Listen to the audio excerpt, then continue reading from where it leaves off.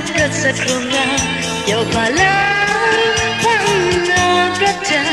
yon ke badai la chanye prata simsala ya tu pamunga kanu gawade menang mulu ngai tu ngai pela wena kedai ko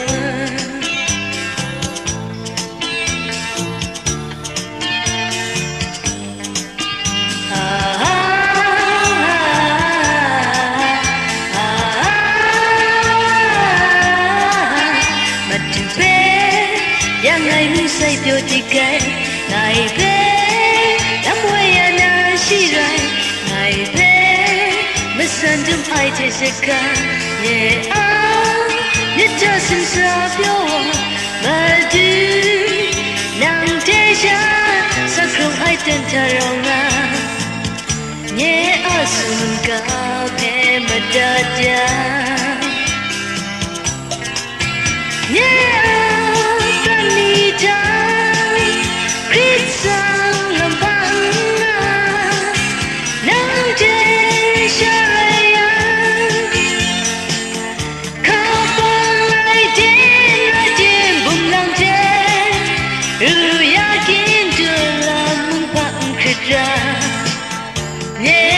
MADU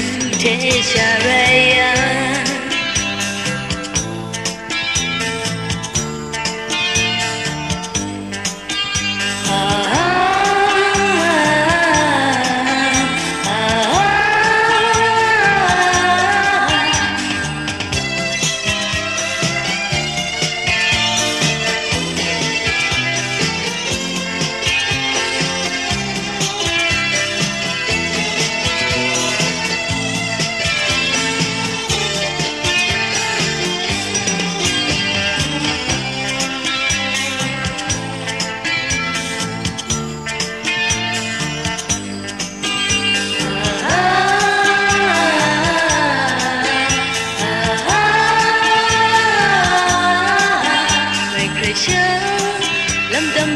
sakrunga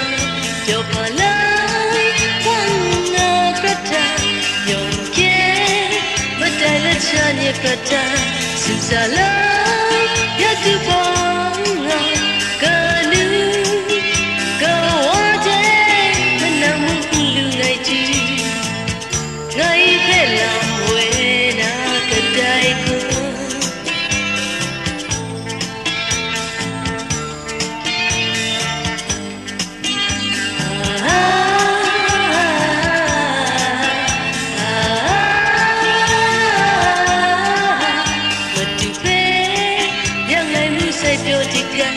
ngày về lắm quay anh chỉ rồi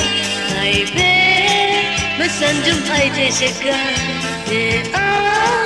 nhất cho xin sao biểu MADU nàng thế cha sao không ai tên thà rong nhẹ ở xuân ca